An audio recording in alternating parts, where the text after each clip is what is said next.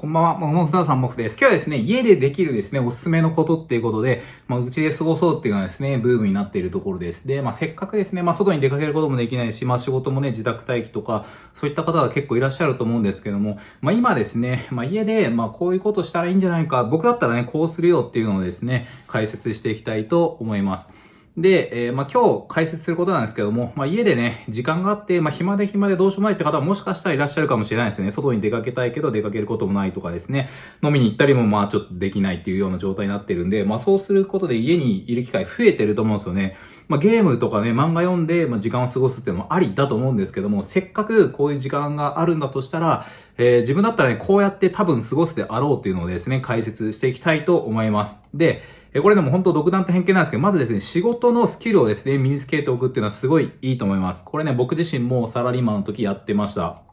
で、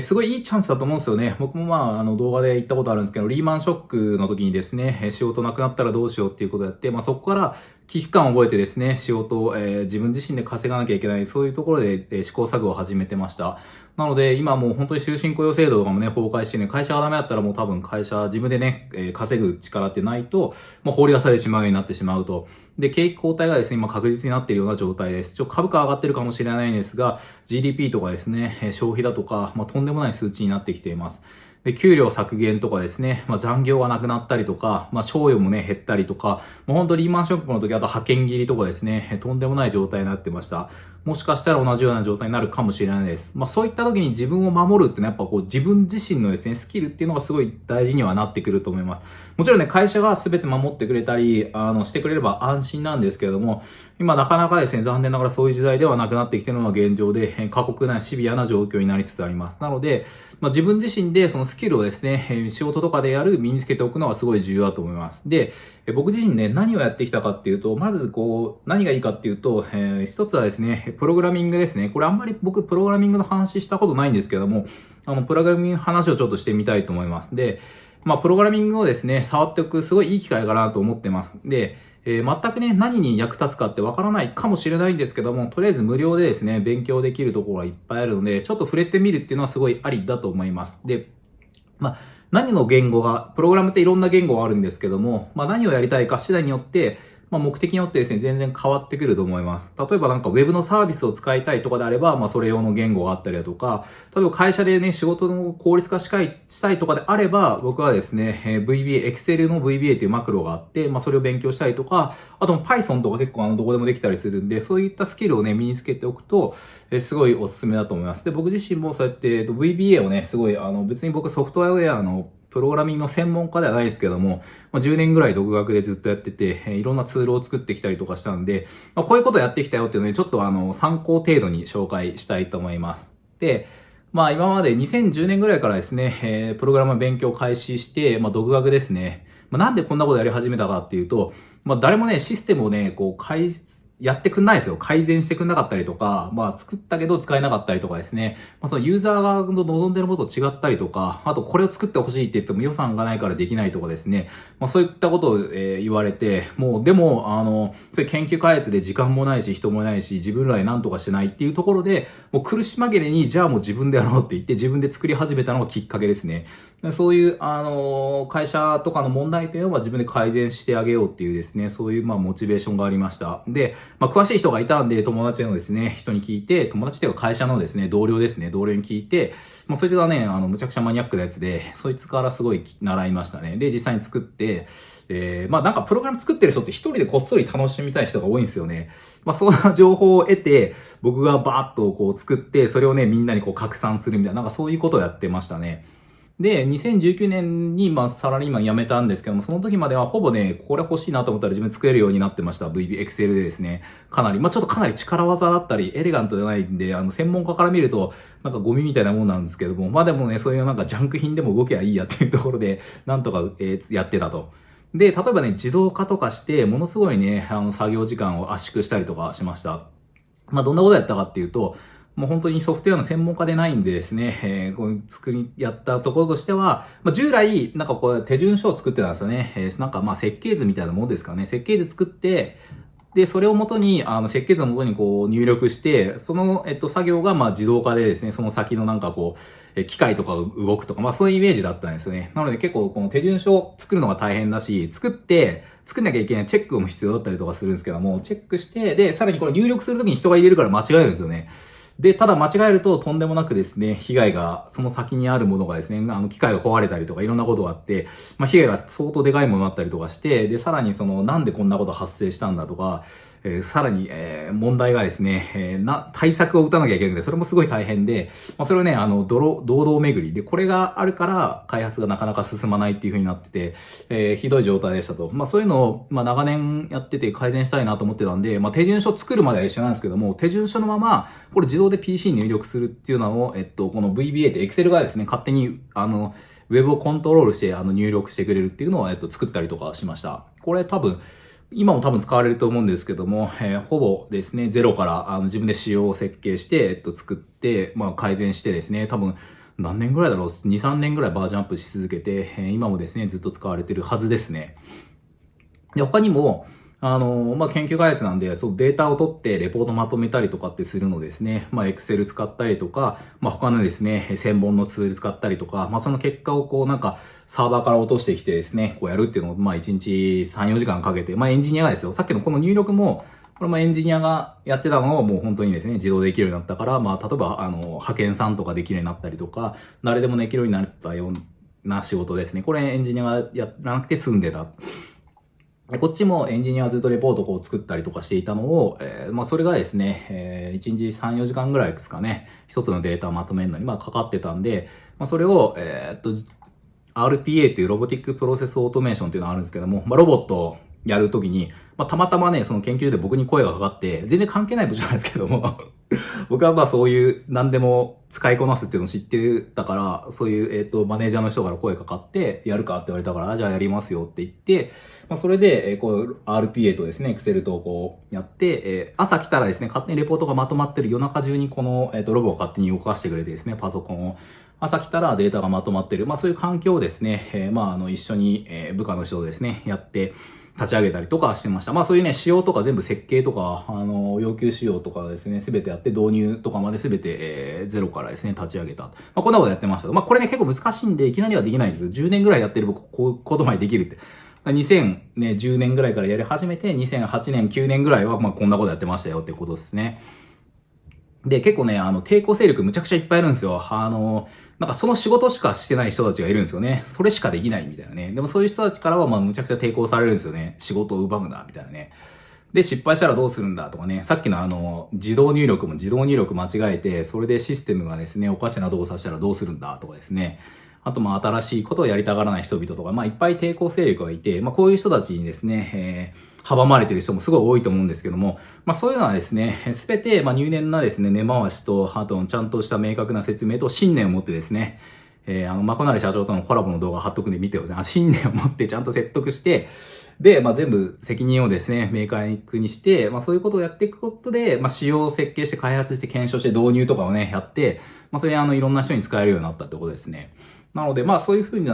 こういう、絶対やると、こういう人たち出てくるんで、そういった時にね、どうやって導入するかっていうのは結構重要なことで、これがね、やっぱできるのとできないのと人生大きく変わるんで、まあいかにこう説得するか。でも本当ね、日本語通じないような人しかいないようなとこだったら、もう会社はもう辞めた方がいいかもしれないですね、そういう会社は。もういくらやっても無駄なので。まあ、幸いにもですね、抵抗勢力の方々は、まあ自分の言うことを聞いてくれてですね、まあだんだんね、実績ついてくると、僕の言うことをやっていただくと、なんかこう、楽になるっていうのはね、小さなことからコツコツやってると認められていくので、いきなりは多分難しいんですけども、そうやって実績を積んでいくとですね、こういうこともできるようになったっていうことですね。で、まあこれね、僕が読んだ本で2015年ぐらいに実際にこれをですね、買ったんですね。この、ちょっと怪しい女の子がいるんですけども、Excel VBA で IE を操るってやつで、これね、劇的に良かったですね。これがあったからこそ、本当にこの Excel でですね、パソコン、ウェブをいじれるってね。で、これ別に VBA でなくても Python とかでスクレーピングとか Python とかで全然できるんですけども、Python わからなかったんで VBA で無理やりやったんで、かなり、膨大なものになってしまったんですけども、すごいですね、2015年の年末にですね、これを買って、本当にお正月ですね、大晦日とかお正月は家でこう勉強して、その結果をね、もう仕事に、習得して活かすみたいなね、そういうことをやってました。それがいいか悪いか置いといて自分がやりたいからやったんですけども、その年末にね、自分のスキルを上げたいと思ってこれを勉強しただけで、別にやらなくても全然いいんですけれども、で、やった結果、仕事でですね、楽になったら、その雑務をだって入力ね、ずっとこう続けるってめんどくさいじゃないですか、そんなね。それで人生ね、それで仕事って言っても何の付加価値も生まれないんで、それを自動化するっていうところのスキルを僕は身につけたし、さらに多くの人も、それで、作業時間が短くなって、よりクリエイティブなことができるっていうことをやりたかったっていうのがあったんで、やりましたよっていう。別に土日を働かせるようなブラック企業ではないんですけれども、自分でやったっていうことですね。で、どうやって勉強するかっていうと、何やりたいか決めるっていうのがね、まずいいかなって思って、なんか目的あった方がいいですよね。なんかシステム作りたいとかですね。で、実際にコード書いて動かしてみるのがいいですね。で、VBA だとね、Excel が入ってればどこでも動くんですよ。パソコンで。だから汎用性もあるし、ちょっとね、たまに固まったりとかね、変なことあるんですけども、そういう癖みたいなのね、ちょっとやりつつで、実際にこう、見えるから、Excel のシートにこう動いたりとか、これね、Excel はね、僕はやりやすかったですね。で、まずはね、プロゲートっていうところで、勉強するのがいいみたいですね。無料でやって、なんか Python とかあるみたいですね。で、なかなか難しいんですけども、実際に自分はね、45歳ぐらいでですね、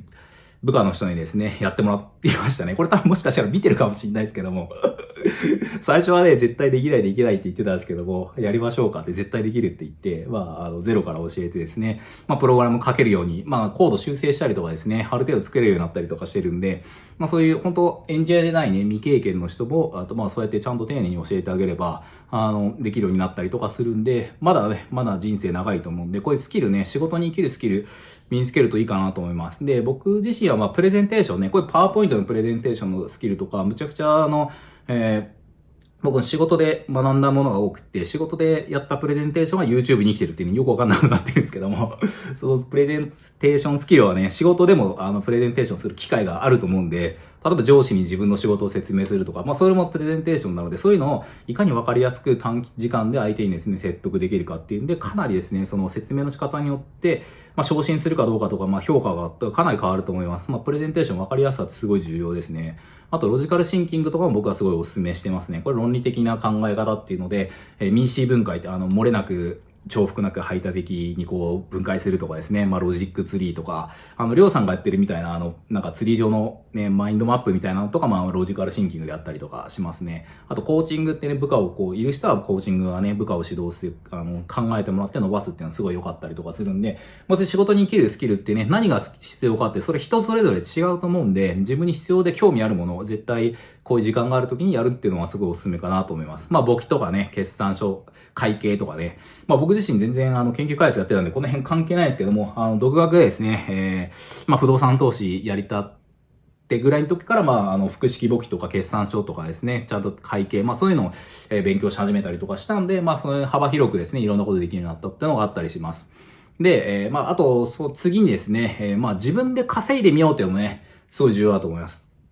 なかなかやっぱ自分で稼ぐって難しいと思うんで、仕事のスキルを身につける。それ仕事をずっとやっていくよっていう人はね、仕事のスキル身につけて、まず自分の仕事を圧縮するっていうのはすごいいいと思うんですけども、で、圧縮して、楽になっていって、で、家に帰ってね、暇だなっていう風になったら、自分で稼ぐっていうのもね、挑戦してみるとすごいいいと思います。で、何がいいかっていうと、なかなか難しいんですけども、例えば、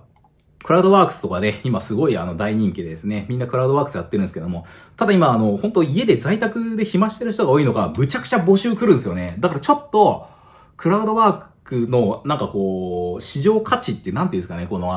やりたい人が殺到しすぎてて、単価が崩壊してますね。ちょっと驚くべきほどなんかこう、来ますね。問い合わせが。ちょっとビビってます。だからちょっと今クラウドワークスやめた方がいいかもしれない。すっげえコスパ悪いですね。あと、ブログ始めてみたりとか、あとYouTube 始めてみるとかですね。で、あと、セドリとか始めてみるとかですね。これりょうさんの楽天セドリ入門みたいなとかね、そういうの見てあって結構稼げてる人もいるみたいなので、リベ大のね、ありかなと思います。なので、自分自身で稼ぐスキル何がいいかってね、いきなり不動産投資とかちょっと難しいと思うんですけども、株式投資とか、ブログとか YouTube とかだと、リスクなくですね、ある程度進められるんで、こういうのおすすめかなと思います。で、時間がある今、もうそのゲーム、ゲームが悪い。僕もゲーマーなんでむちゃくちゃゲーム大好きなんですけども、ゲーム極めてレベル99にして全部ジョブを集めるのか、ブログとか YouTube 極めまくって、それで、レベルね、チャンネル登録者数伸ばして、それでお金を稼ぐのか、もう好きな方を選んだ方がいいと思います。で、ゲーム極めたところで、やっぱ人生豊かになるかっていうと、本当にね、いいプレイヤーみたいな、そういう人たちは、あると思うんですけれども、プロとかでなければですね、そこまでゲームに集中するっていうよりか、僕もゲーマーでね、一日中なんかぷよぷよ徹夜でやりまくったりとかですね、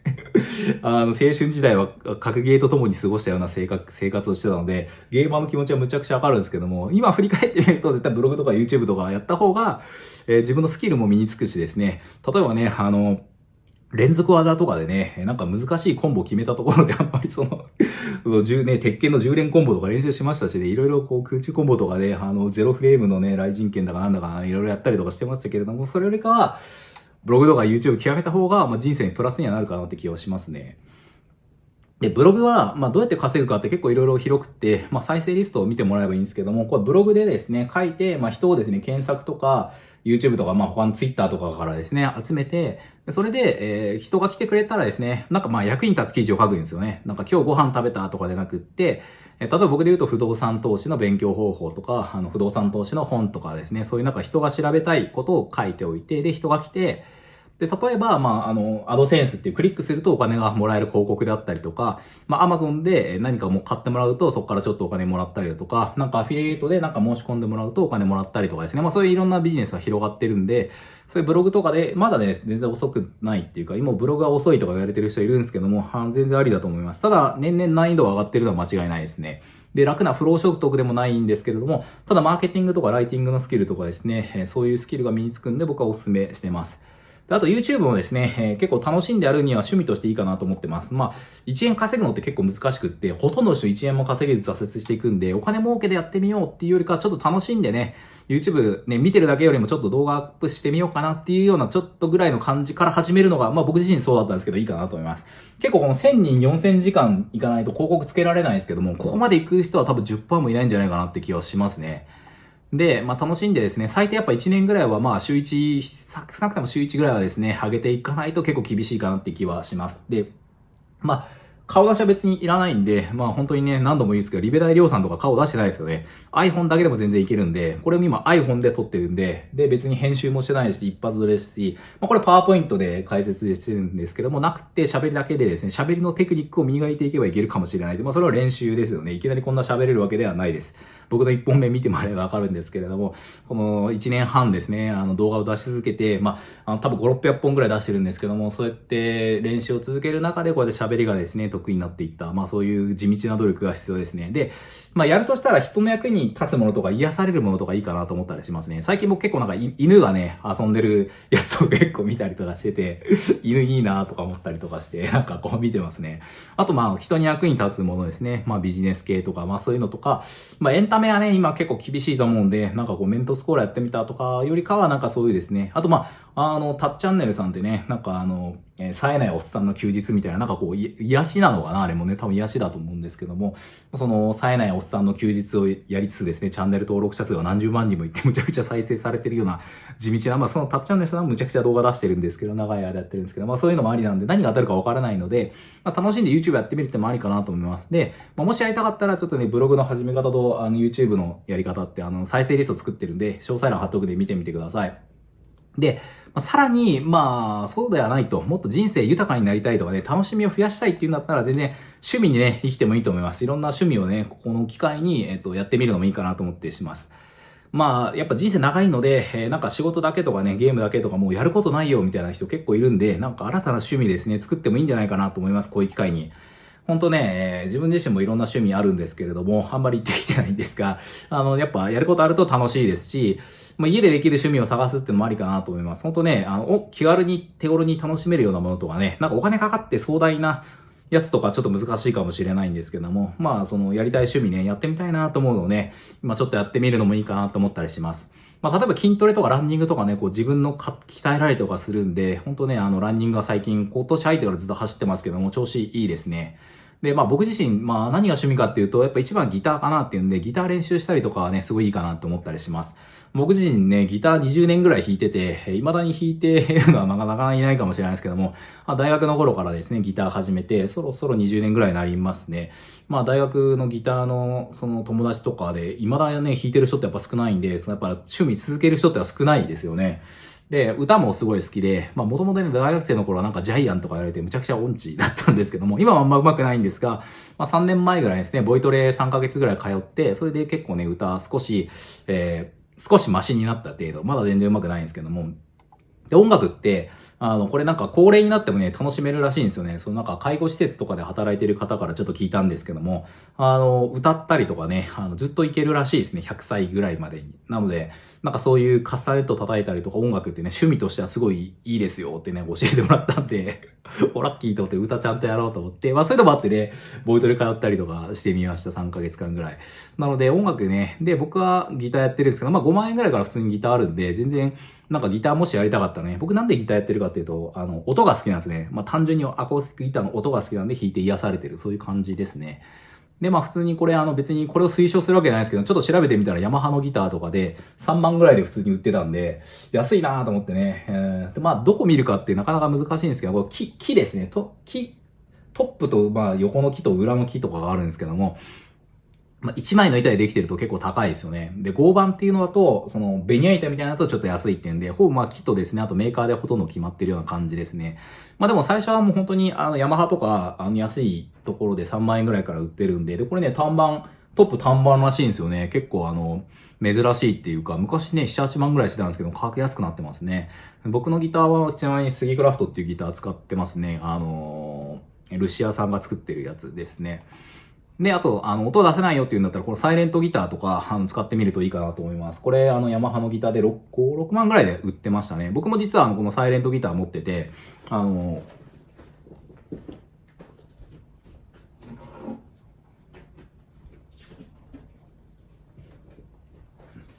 んな感じで、ヤマハのサイレントギター。これもう十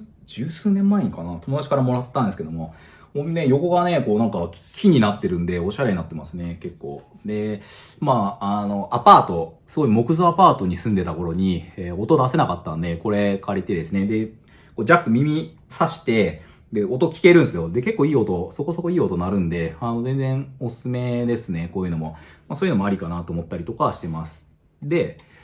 まあ、まとめなんですけれどもまあ、家で暇してるんだったらですね、今日のまとめは、まあ、家で暇してるんだったら、まあ、できることをやるっていうのは全然ありかなと思ったりしてますね。うん。まあ、そういうふうに、まあ、仕事で活かせるスキルを身につけるっていうのは、おすすめですね。本当に、仕事のスキルを身につけると、その、リストラにも会いにくいし、再就職にも活かせるようなですね、あと仕事に何に行けるか、それ人それぞれだと思うんですけども、そういうスキルを身につけておくといいと思うし、まあ、さらにもう仕事のスキルはいいやって話だったら、まあ、副業でですね、自分で稼ぐっていうスキルも身につけるとすごいいいと思います。まとまった時間がね、取れるときに何かやっておくってね、こういう危機感があるときにやるのはですね、すごいおすすめですし、まあ、他にね、そういうのもどうでもいいやっていう話だったら、もう全然新しい趣味身につけるっていうのはすごいいいと思います。僕だったらギターやったりとかですね、走ってみたりとか筋トレやってみたりとか、まあそういうなんかいろんな趣味ってね、やってみたいな、興味あるなっていうことをですね、やるチャンスかなって思ったりとかするので、まあ、家にいる時間がですね、どうしても長くなると思うんで、こういうですね、スキルを身につけて少しでもですね、なんかこう自分の役に立つようなことあったらいいな。まあ本当ね、暇して一日何もなくこう家で飲んだくれるみたいなことはですね、まあやってもいいんですけれども、あんまりですね、なんか体もね、こうなんか精神的にも病んじゃいそうなので、できるだけなんかこう、なんかに熱中して取り組む。まあそういうのを見つかればいいなと思って今日動画を撮りました。はい、最後までご視聴ありがとうございました。もし面白かったですね、高評価いただければ嬉しいです。またですね、このチャンネルでは経済ニュースとか、役立つ情報を発信していってるんで、面白かったですね、ぜひ、引き続き見ていただけるようにチャンネル登録をお願いします。また、役に立ったらですね、コメントいつもありがとうございます。コメントいただけると嬉しいし、SNS とか Twitter とかでシェアしていただけると嬉しいです。また最近ですね、インスタとか Facebook ページやってるんで、詳細欄からよかったら登録してみてください。どうもありがとうございました。ウェイ。この後、なんか、ふるさと納税のウニ食べます。イェーイ。